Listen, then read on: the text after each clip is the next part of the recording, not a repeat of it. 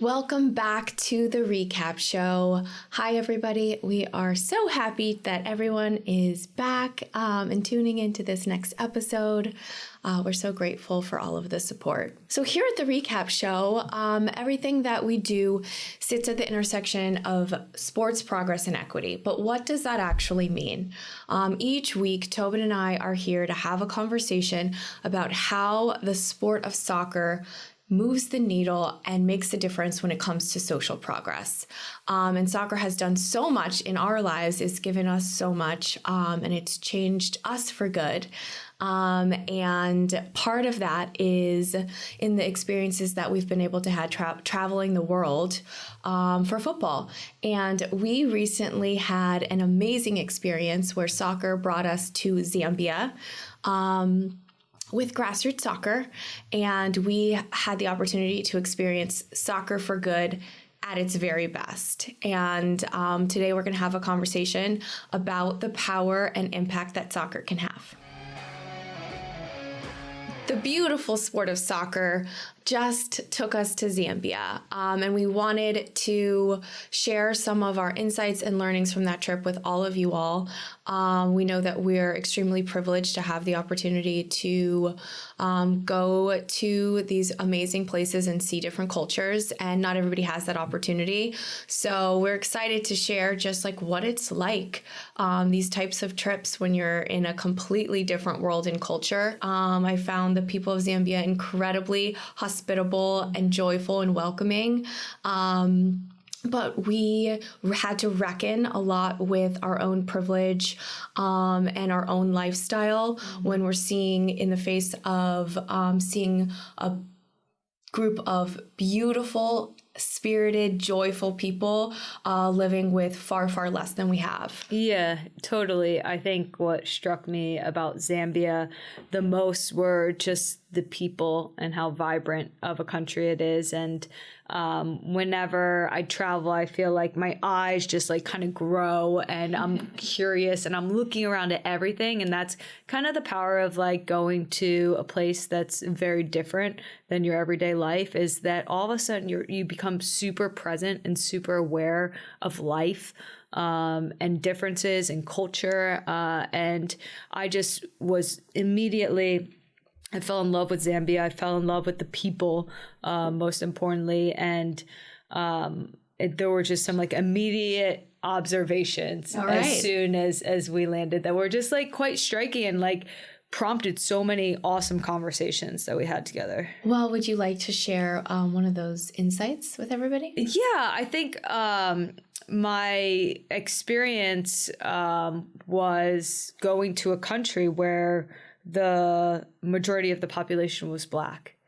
And that means that the jobs and opportunities and class wasn't divided by race. One thing that I remember specifically is driving in the car and watching women and men carry everything on their heads. Yeah. That was so cool. Like heavy, like difficult things to carry without their hands on their heads, walking down the street. And you know, so much pride in what they were doing and where they were going and their work. Mm-hmm. Yeah. And you talk about work, and that was such an interesting kind of concept to see in Zambia. Zambia has a high level of unemployment simply because there aren't enough jobs. Mm-hmm. And what that means is for the Zambians that do have jobs, they hold on to them and they work so hard for them. They're so professional and their jobs mean everything to them. And it was interesting because we have a lot of conversation in our own country here about, you know, like our worker, you know, what our worker is like today and this like lack of wanting to work and all this stuff. But going to a country where it is an absolute honor and something that you're so proud of, which is having a job. Mm-hmm. And the way then they do their job is just of utmost importance and utmost professionalism. Mm-hmm. And it took me back. It it took me, like, it made an impression on me because it made me reconsider how I define work and what it means to me. And that was apparent in the people that were helping us, but it also in the actual, the way that their country is run. Any final insights just generally on Zambia and the people of Zambia? Yeah, it's crazy because you and I have been kind of doing this study on like blue zones and like longevity and kind of like learning a lot about that. And when I was kind of like looking around as we were driving through Lusaka, I noticed that most of the population, most of the people that I saw were young. I didn't see many older people. And like in that moment, like my heart broke, because that is a completely different reality. And we're going to get into like the reasons why that is and why we in particular were there. But that was a hard reality. Yeah. And I think travel to a place like Zambia is beautiful and enriching, and it gives such a perspective, but it was also deeply sad to grapple with the idea that this earth, this natural place that we all live, has been set up in a way where there's not enough for everybody. Yeah. And that basic human rights aren't being met. Yeah. By us. Yeah. Yeah. Great point. Okay. So let's step back. And obviously you and I know why we were in Zambia, but for those of you that don't, I've been a part of Grassroots Soccer, a nonprofit organization, for about 10 years. I've been on the board for the last 2 years. Tobin and I both traveled to one of their sites in Kailicha, South Africa, in 2019. And Tobin's been a part of the organization ever since. It's an organization that we love for the exact reasons that we said at the beginning of this, because it uses the power of soccer to provide life-saving resources, tools, knowledge, information, testing, medical resources to young people that are at risk. And so this trip, we specifically went to Lusaka, Zambia, to see a grassroots soccer program there. And the program runs kind of in the infrastructure of the community. So we went to a medical facility. And we went into somebody's home to see how these interventions work. But I wanted to share a couple of stats on Zambia so that people understand how powerful that this work is. So the minority of adolescents have ever tested for HIV. And for those who do test positive, the majority do not stay on treatment. Stigma and discrimination contribute to fear of testing and lack of support for HIV positive individuals. So here's where it gets really scary. By age 16, adolescent girls are highly vulnerable to sexual and intimate partner violence, and girls are 4 times more likely to contract HIV than their male counterparts, and those things are correlated. By age 16, boys are pressured to experiment with drugs and alcohol, with 1 in 4 boys screening positive for harmful alcohol use. 1 in 3 boys have already perpetrated intimate partner violence. So, you kind of set the stage here that the lifespan is quite low, and a lot of that has to do with resources, like clean water, and the infrastructure, and a lot of it has to do with the lack of support for medicine. And so what Grassroots Soccer does is they work with adolescents 10 to 18, and they come in and they kind of try to get buy-in through soccer. So they build a program where they're going to blend the power of play and the joy of play with the hard-hitting information that these young people need to survive. So a simple example that I always say is, holding a soccer camp where a lot of kids get to come and play soccer when they don't have resources to do so as freely. And then at the end, they get tested for HIV. So that's like kind of the simple example, but would love to hear from from you about some of the interventions. Yeah, we kind of went straight into it. We had traveled, I think it was 37 hours to get to Lusaka. And once we got there, we kind of hit the ground running. And I don't know if it was part of kind of like being jet lagged and being like tired, but we went straight into a compound in a medical facility where we were met with, I want to say like 20 or 30 HIV positive youth.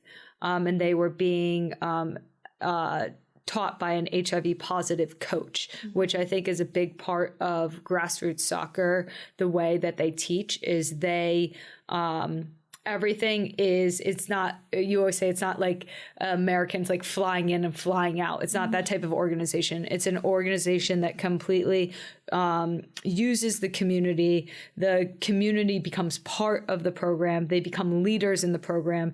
They become workers in the program. And it's this beautiful cyclical process where the kids then have opportunities even beyond getting tested, getting resources and education in order to survive. They're then being given pathways to thrive. And what we witnessed was an intervention around Grassroots Soccer, new programming around mind skills, which is all around mental health. And why mental health is so important is mental health isn't just like a add on to what health is. Mental health is integral to health as we know it. And it shouldn't be a privilege to, one, acknowledge mental health, but two, to get the resources for mental health and understand how that plays into our overall health. And what we were giving, what we were participating in and experiencing with these at-risk youth is the power of being able to have hard conversations, and to the power of having a safe space to be able to feel seen, and to know that at the end of the day that there are people that care about these kids deeply and care about their well-being, and care about them being able to have the resources to live a happy and healthy life. And we participated in a program that completely takes down the walls and the barriers that stigma can produce, that being ashamed can produce. Yeah, and I think that stigma is even more pronounced in Zambia because it's quite a conservative and religious country. And to go back to how you're painting a picture at the first intervention, I think I just kind of want to go back to that moment. Yeah. And you mentioned like we're super jet lagged. We're kind of feeling tired and out of sorts. And we're about to go into this room and this space where we are supposed to inspire and encourage and be present. And, you know, we're both kind of thinking like, oh, we could use another day to kind of get acclimated, right? And we pull up and we go into a room, a very small room, like kind of no floor, just 4 walls and a roof, and 4 benches around the outside. And I mean, the first thing you said is like, wow, I've never been in a room like this. And before we even enter, we hear singing and clapping, and they're doing a Grassroots Soccer Energizer, which is how the program starts every single class, which is a little kilo. So, you know, they've baked in play and song and dance and moving your body freely into the curriculum. And so it was just a profound experience for us going like, okay, we're about to walk into a, you know, dilapidated room with 25 HIV positive young people from age 10 to 18. We're walking into a sad experience. And we walked into a room full of joy and hope. And I was laughing because, you know, we sit down just like alongside the children and they're teaching in their native language and in English, like kind of back and forth. And we're just like kind of participating in the program and raising our hands. And I looked over and I saw little mini me. He was maybe the youngest one there. And he, every single time the coach had a question, he was like, He wanted to answer every single question, and that's how I was in grade school. There's a Christen press in every culture and every country, I swear. Oh, it was so cute. And you know, for some of the other students, you saw so much shyness and so much nervousness in the beginning. But we started playing games and we started doing breakout groups. And by the end of it, you can really just see the participants transform. Everybody speaks. Everybody has a chance to get their voice heard. And that in itself is transformational. Yeah, I love that you said that, because when you first come into this, and for us too, we were kind of, it felt like we were like in a way on the outside when we were coming in, and immediately through what Grassroots Soccer does in their programming is you immediately become part of it. You go from being kind of like uncomfortable, not really knowing how to do the dance or how to do the kilo or the cheer. And then you get into it and you have this common bond all of a sudden with everyone else. Yeah. And you go from being, you know, afraid or nervous to ask a question to being the first one to speak. And there's something that even happens in the beginning that with all the kids is they've almost don't have a voice. And they speak so softly, and by the end of the class, all of a sudden you hear their voice, and there's something like so moving and beautiful about that. Like giving somebody their voice back is giving them their confidence back, is giving them their ability of hope. And that's probably the most moving thing, because it's like, if you don't have a voice, like, can you stick up for yourself? Like when you're talking about gender-based violence and all these things in this society. I love that you said that. Actually, growing up, when my mom was teaching me about like the history of racism, she used to always say, the biggest heartbreak of oppression is stealing people's hope. Yeah. Or stealing people's voice. Yeah.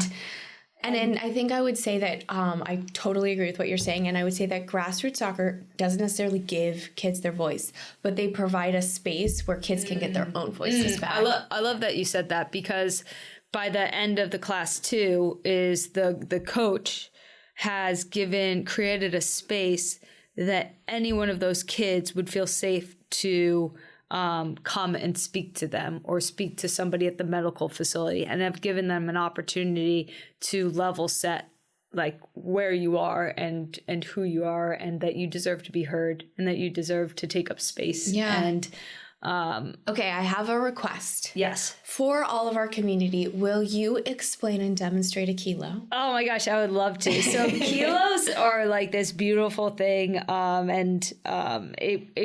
it's so fun, because actually the kids, they can create whatever kilo they want.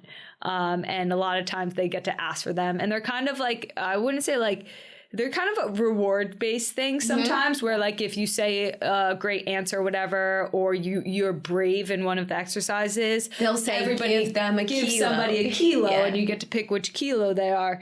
And one of my favorite kilo was probably the threes. So you go 1, 2, 3, 1, 2, 3, like, and then you do the kilo. So it would be like for the threes kilo, it'd be like 1, 2, 3, 1, 2, 3, the threes. And popular kilos are like the Wakanda kilo. Oh yeah. And so it's like basically like you clap 3 times, and then you do some kind of like dance move, or you say something, and everybody does it together.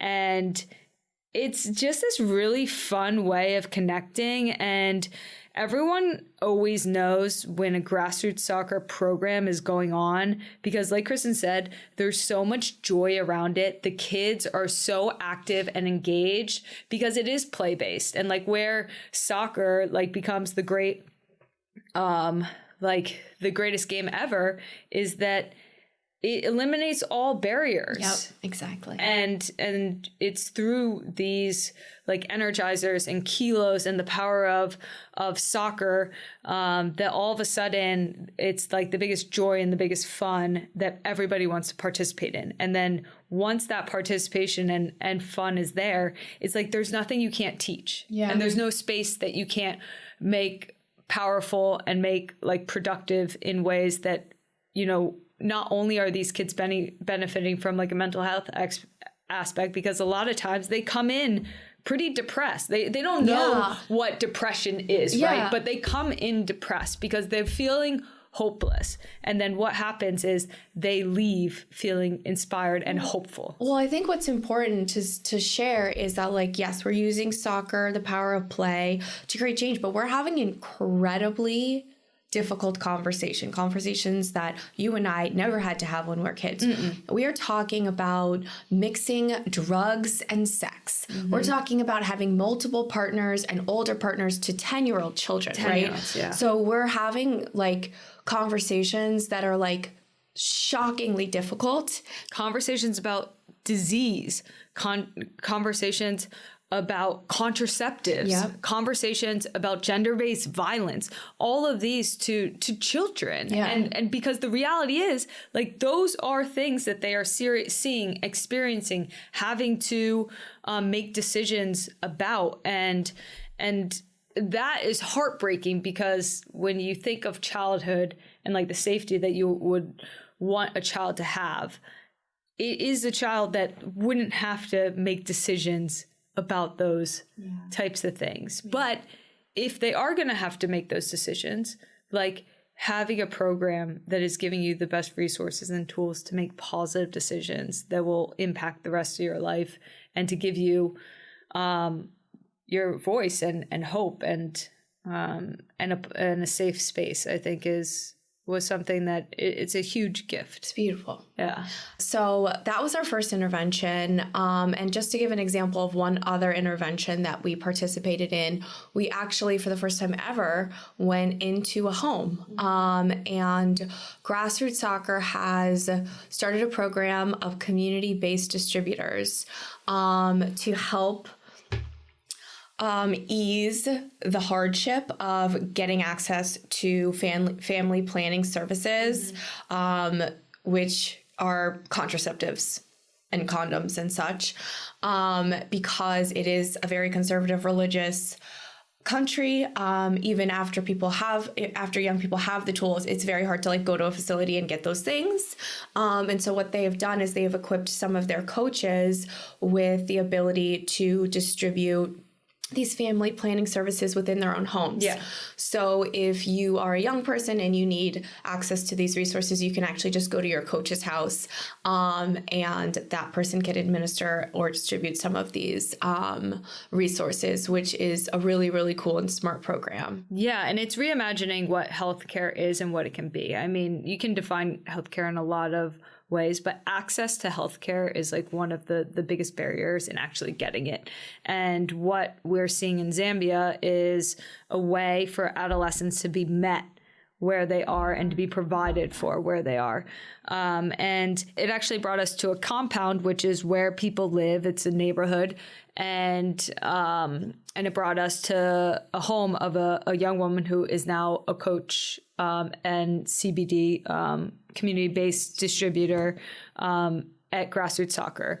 And we got to watch an intervention with a young woman who came in, and we got to experience how a community-based distributor, how that program actually works, which was quite powerful and a little bit like, I was a little bit taken back, because I was like, this is the best like medical opportunity that young people can get. And it makes you like super, it's really hard to like imagine a world where, in order for you to be taken care of, like, this is kind of the extreme that you have to go to just get something super basic, in my opinion. Yeah. So it's the juxtaposition of like, wow, this is amazing. And they're making access, they're making something accessible, and they're like breaking down barriers of stigma. And then at the same time, you were like, whoa, this is insane. Like for something that you would go to like a super sterile hospital and have to fill out 100,000 pieces of paper and make sure that 6 different people have checked it out to be able to go and like get. You gotta show your insurance. You gotta go through all the like buttoned up barriers, and this is like literally your peer giving you and health coaches services. are 18 to 24 years old. So these are also young people. Yeah, and it goes back to like kind of like the general population at large, you know, like who are going to be those people. And Grassroots Soccer has provided a pathway and opportunity that their coaches now can be those people in their communities. So we watched this intervention, which was really powerful and extreme. And actually my favorite experience was actually going into the compound and going into a house, because this was the first time ever in Africa that I had gone into a house. And to kind of set the scene is it's an extreme amount of poverty, and this house was essentially 2 small rooms, and we were in the front room and where the intervention took place. And after we had finished the intervention, I had asked the young woman who had done the intervention, I said, could I see your home? And she got very excited to show her home. And she just kind of pulled back the sheet that was separating the 2 rooms, the 2 very small rooms. And in the second room, there was basically just one mattress, which took up the majority of the room. And she explained to me that her and her 2 brothers and her mom all lived in this home, which, you know, if you just like, it's the space just like didn't equate to 4 people living like in a space, you know, comfortably. And like it really moved me. She actually, I asked her, how did you get involved with Grassroots Soccer? And she said, when I was in school, Grassroots Soccer would come in and do the programs. And it just so happened that I was never in the grade that Grassroots Soccer was doing it. So it was either a younger grade or an older grade. And she said she remembered just like looking over at what was happening and hearing the excitement in the voices and seeing the play with soccer. And she said she was always wanted to participate in it because it looked like so much fun. So she said, if I stay in school, maybe I'll get to participate in the program the next year. So it's actually what kept her in school was this idea that she'd be able to participate in Grassroots Soccer, in a Grassroots Soccer program. And just the way that it worked out, she actually never got to participate in it, but she got to finish school. And what happened after that was she then was able to see that Grassroots Soccer were hiring coaches, and she was like the first person to apply, and it meant so much to her because she really wanted to become part of the program. And she actually got a job with Grassroots Soccer as a coach. Yeah. And now she's one of like, you know, the best coaches, and she's now a CBD, a community-based distributor, and it's given her, you know, so much. And she's so proud of being able to participate in Grassroots Soccer. Yeah, it was a very profound experience. And I just want to plus one to the magic that is Grassroots Soccer coaches. I think just equipping still young people, but slightly older people with this job opportunity where they can then become leaders within their own community and help their own community get access to things that they absolutely deserve is incredibly moving. And I think the thing that struck me the very most when I started with this program is seeing the amount of pride and joy that the coaches have in the work that they do. And for me, that is the magic of Grassroots Soccer. Yeah. So I don't know what else to say. So wow. Yeah. So wow. So wow.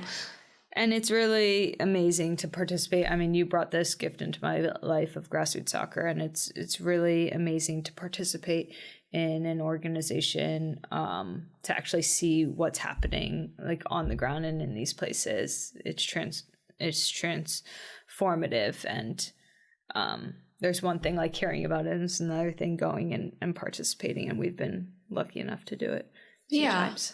And I think we wanted to have this conversation with all of you to give more people an opportunity and like a firsthand experience of what it's like to be an American, to be us, going over and experiencing this and sharing out those lessons and the opportunity that we all have to do our part in making the world a better place.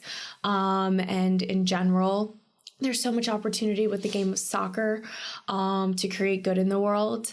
Just being in Zambia, we saw the EPL everywhere. The kids, the Arsenal kids, the Barcelona kids, like everywhere. And it's such a global unifier. It has so much power, and it's really profound. So do you want to share a little bit about like the way that you see soccer able to create a better world?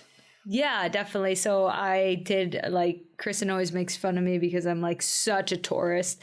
And one of the first things I got was my Zambian national team jersey. And I was very proud of it. One, because, you know, for anybody that watched the World Cup, they were so inspiring. It was their first ever World Cup for their country, and for the women, their first goal, their first win, all these things for Zambia. And now knowing the country and having been there, like, I'm even more proud of what was accomplished. Oh, yeah.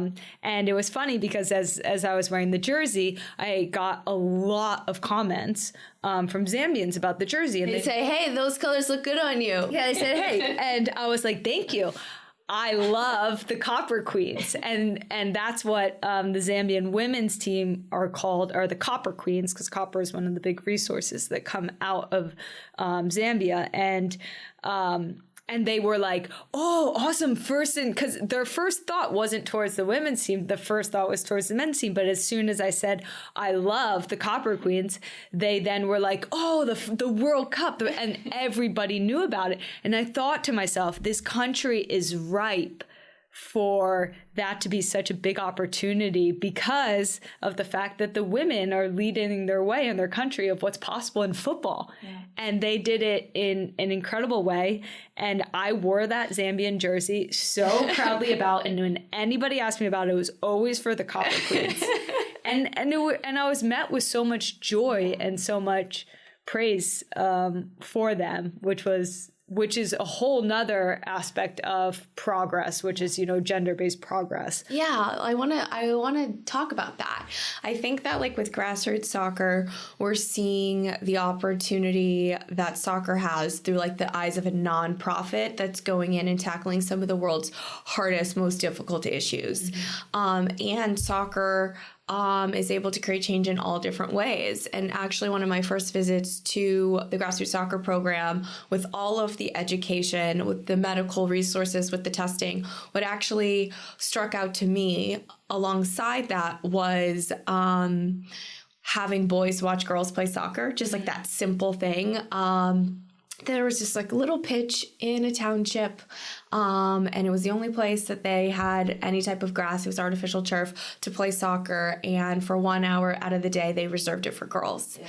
And the boys loved to play, so they would be like, you know, foaming at the mouth to like wait to get back on the pitch. And during that hour, they would bang the side of the wall and they would cheer for the girls. And I just thought, that's how change happens. Yeah. You know, it does. Yes, it happens through education. Yes, it happens through these like formal pathways, but it also just happens through what you see and experience firsthand. And I think, you know, gender opportunity is a huge avenue that I think sport and soccer is making a lot of progress in. It's obviously one that we fought really, really hard at. And, you know, we think about, you know, our role on the U.S. Women's National Team for the last decade plus was to push the ceiling as high as we possibly could, and hope that the entire group would move with us, right? To try to like break through that ceiling so that everyone could flow through it.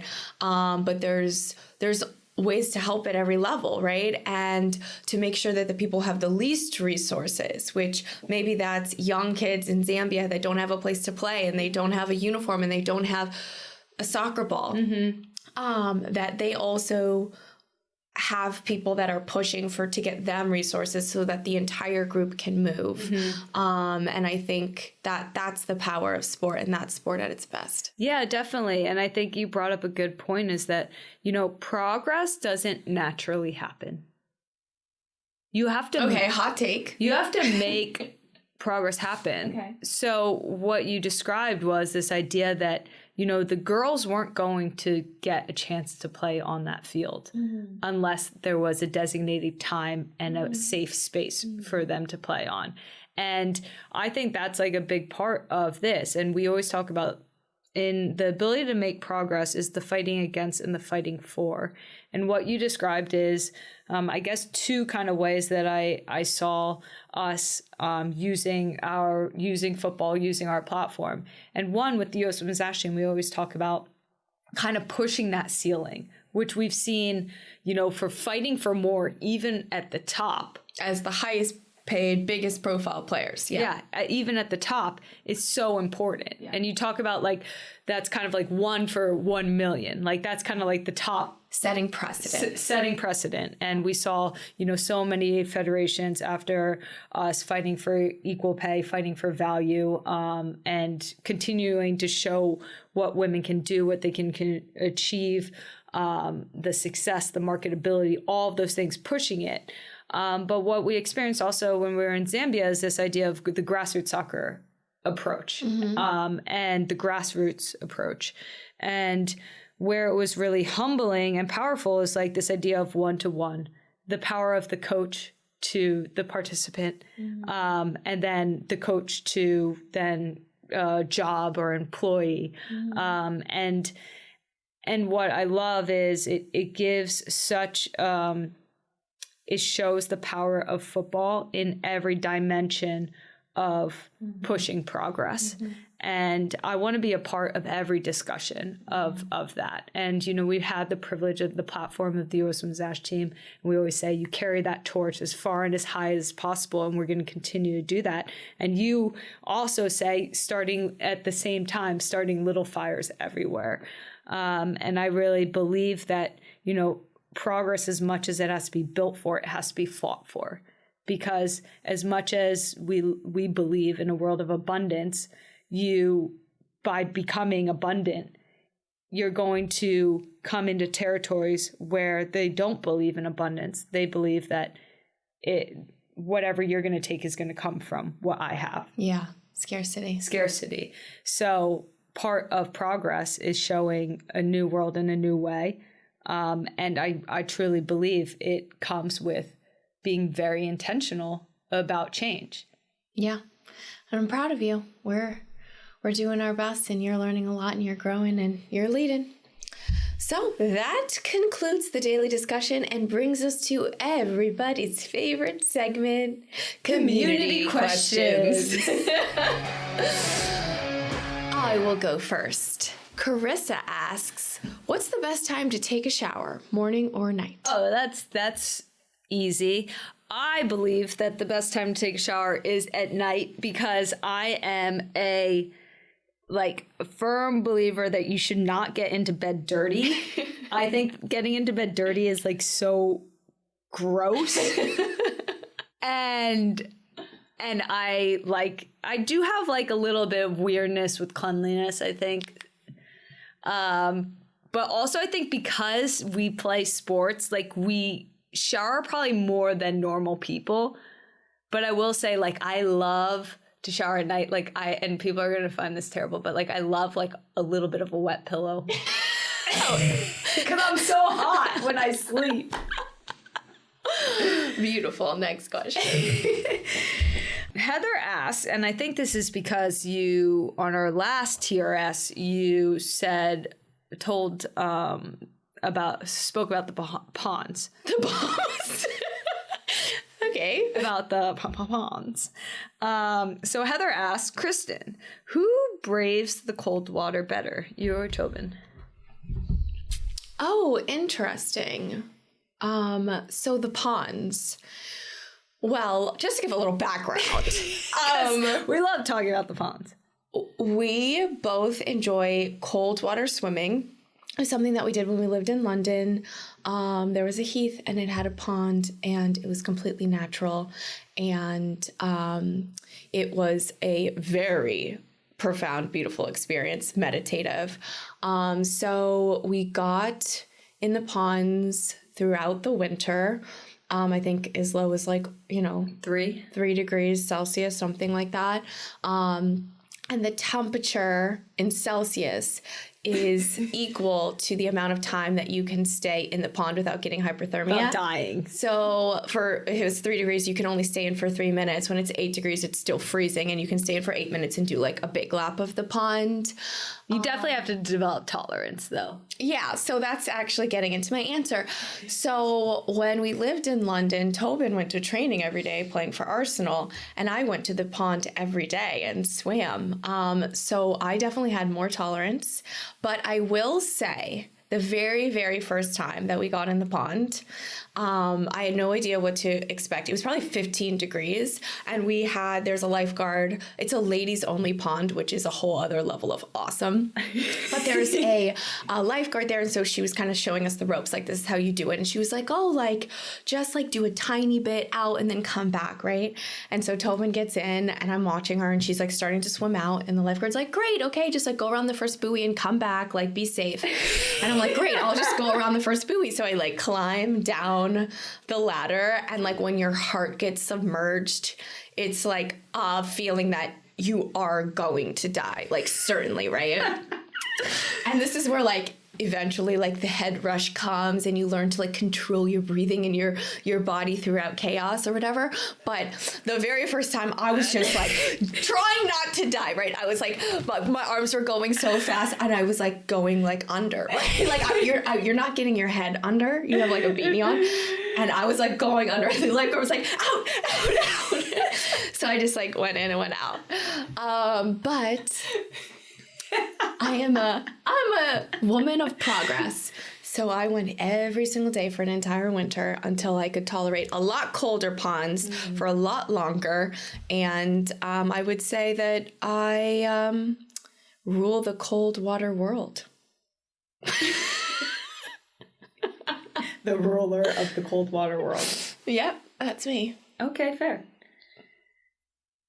Well, thank you, everybody, for another beautiful episode, and for supporting Tobin and I in this beautiful endeavor. I also wanted to say thanks to everybody that joined the 2 Watch Lives.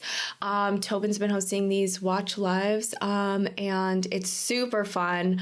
I always pop in there just to see what everybody's talking about. I think we have to do one for every single Arsenal game after that last one. It was so good. And I will say there's a bunch of Gooners as reimaginers. Like, because of course. Yeah, I mean, but the idea is so great. It's like, never watch the game alone. Like, you watch the game and you get to sit with a couple hundred other people that are also enjoying it and hear these insights from a former Gooner herself. Yeah. So, and they're passionate about moving the needle. You know, they're cheering for the right things, which is powerful. Community. Yeah. Yeah. So those experiences are awesome, and we'll continue to do them. Those are members only. So make sure that you sign up for our membership if you'd like to participate and check it out and see what it's like. And I'm going to do an Again But Better event, which can't wait. A long time coming. And that's my event that I hold for members only, where I just talk about kind of how we use the experiences that we have in sport to help build this business, and how we co-create this business with our beautiful community. So I've been doing this event series for a couple years, and I'm excited to have an end of the year reflection moment with our whole community. So make sure you sign up for a membership to enjoy that. I love that. And get your holiday orders in. Like now. Yeah. And happy holidays. And we'll be coming out with a couple more episodes this year. So stay tuned for more things, the recap show. Yay. See you next time. See ya.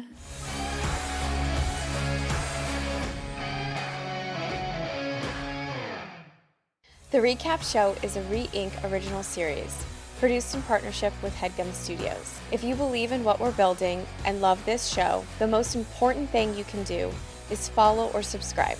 Hit the plus sign on Apple Podcasts, Spotify, or wherever you get your podcasts. Please leave us a review and share the show with a friend.